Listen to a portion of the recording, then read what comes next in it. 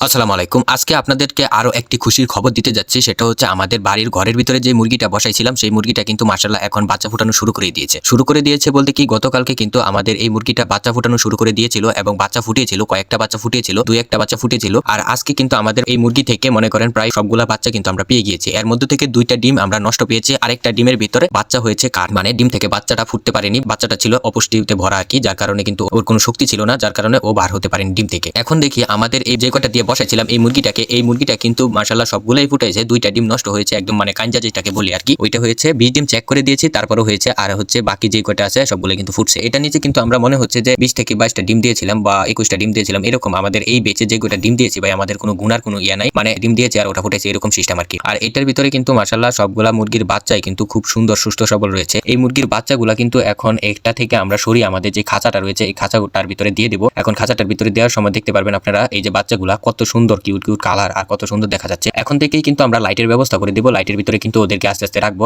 আমাদের এখানে কিন্তু খাঁচার ভিতরে রাখলে তারা যদি মনে করেন যে একটু তাপ পায়, তাহলে কিন্তু বাচ্চাগুলো খুব সুন্দর হয়। আরেকটা সিস্টেম আমরা কিন্তু করে থাকি, একটা মুরগির নিচে কিন্তু আমরা সবগুলা বাচ্চা দিয়ে থাকি। এর জন্য আমরা কি করতেছি, একটা মুরগিকে এখানে ভিতরে দিয়ে তারপর কিন্তু আমাদের এই বাচ্চাগুলো একে একে করে ছড়িয়ে দিব আর কি, তাদের ভিতরে দিয়ে দিব। আর এখানে আমাদের একটা ডিম যেটা রয়েছে কাঠ, এটা আমি প্রথম মনে করছিলাম যে ভিতরে ভালো, তারপর আমরা ডিমের খোসাটা সরিয়ে দেখি ভিতর থেকে কিন্তু বাচ্চাটা কাঠ হয়ে গেছে, মানে নষ্ট হয়ে গেছে আর কি। বাচ্চা পুরোপুরি হয়েছে কিন্তু বাচ্চাটা বের হতে পারেনি, ডিমের ভিতরে কিন্তু মারা গেছে। এখন কিন্তু আমাদের এই বাচ্চাগুলোর ভিতরে সবগুলা বাচ্চা কিন্তু সুস্থ সবল আছে, সুন্দর আছে। এখন খাবার দিব, আস্তে আস্তে পানি দিয়ে দিব। এখন প্রথম দিন থেকেই কিন্তু আমরা লাইসোবিটের পানি ব্যবহার করে থাকি। এখন প্রথম দিন থেকে ওদের যেহেতু মানে আজকে মনে করেন দ্বিতীয় দিন, মনে করেন কিছু মুরগির বেশিরভাগ বাচ্চার কিন্তু আজকে প্রথম দিন, আর বেশিরভাগ বাচ্চা মনে করেন যেহেতু প্রথম দিন, তাহলে আজকে থেকে লাইসোবিট দিতে পারবো। আর এতদিন কোনো খাবার পানি দেওয়া হয়নি, মানে গতকালকে খাবার পানি দেওয়া হয়নি, মুরগিকে যা দেওয়ার কাম দিয়েছি, তারপর ওরা কিন্তু তাপ নিয়েছে। গতকালকে কিন্তু মনে হচ্ছে বিকালের দিকে একটা বের হয়েছিল, আর পর থেকে মনে করেন রাত্রের দিকে ২ থেকে ৩টা পেয়েছি। আর আজকে বিকালের ভিতরে সবকটা ফুটে গিয়েছে। আর আমাদের এখানে বলছিলাম যে ২টা ডিম কাঞ্জা হয়েছে, আরেকটা ডিম মনে করেন ভিতরে বাচ্চাটা মারা গিয়েছে, কাঠ হয়ে গেছে আর কি। এখন আরো 2টা ডিম ভিতরে বাচ্চা আছে, একটা ডিম ফুটে আসিল, আরেকটা ডিম এখনো ফুটে নাই, কিছুদিন পরে ফুটবে, মানে কিছুদিন মানে 1 দিন বা 2 দিন পরে ফুটবে হয়তো। 2টা ডিমকে আমরা কি করছি, আমাদের যে বাহিরে যে মুরগিটা রয়েছে ওই মুরগিটা নিচে কিন্তু আমরা 2টা ডিম দিয়ে দিয়েছি। এখন ওই 2টা ডিম কিন্তু ওই মুরগিটা বাচ্চা ফুটাবে এবং ওখান থেকেই কিন্তু আমরা আস্তে আস্তে এখানে চালান দিয়ে দেবো বাচ্চাগুলো। মুরগিগুলো কিন্তু 2-1 দিনের ভিতরে কিন্তু বের হয়ে যাবে ইনশাআল্লাহ, আশা করতেছি। আমাদের আরেকটা বাহিরে রয়েছে কালো মুরগি, আরেকটা হচ্ছে চেক মুরগি। আমরা মূলত এর 2টা ডিম আমরা চেক মুরগি নিচে দিয়েছি, আর কালো মুরগির নিচে প্রায় অনেকগুলো ডিম রয়েছে, যার কারণে কালো মুরগির নিচে আমরা আজ পর্যন্ত কোনো কিছু দিইনি। আর আমাদের এখানে কিন্তু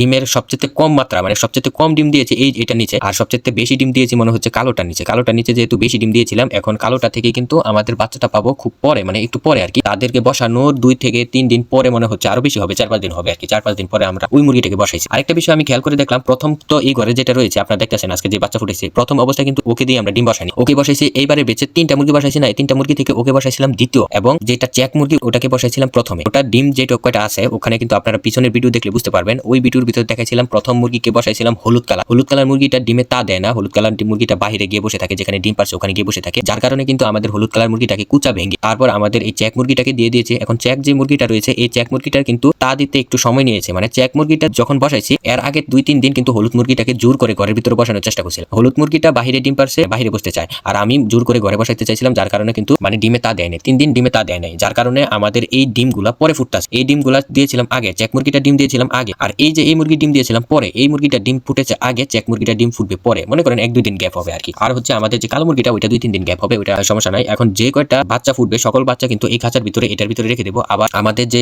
চেক মুরগি এবং কালো মুরগিটা ওখান থেকে যখন বাচ্চা একটা একটা করে ফুটবে এবং বাচ্চাটা যখন ফুটে তখন দেখবেন তাদের শরীরে পানি থাকে, তখন একটু হিটের প্রয়োজন হয়, তখন হিট দেওয়ার পরে কিন্তু মানে মুরগি হিট দেওয়ার পরে তাদের শরীরের পানি শরীরটা আর কি শুকিয়ে যায়, সুন্দর হয়ে যায়, একটু বড়সড় হয়ে যায়, তখন আমাদের ওই মুরগির বাচ্চাটাকে আমরা এই মুরগি নিচে দিয়ে দিব। তখনই দেখবেন সব কয়টা বাচ্চা এক সমান হয়ে গেছে। আমাদের মনে হচ্ছে বেশি দেরি হবে না, 2-3টা মুরগি যেহেতু 3টা মুরগি বসাইছি, 3টা মুরগির বাচ্চা কিন্তু সমান সমানই হবে। এখন দেখা যাক কয়টা বাচ্চা ফুটে।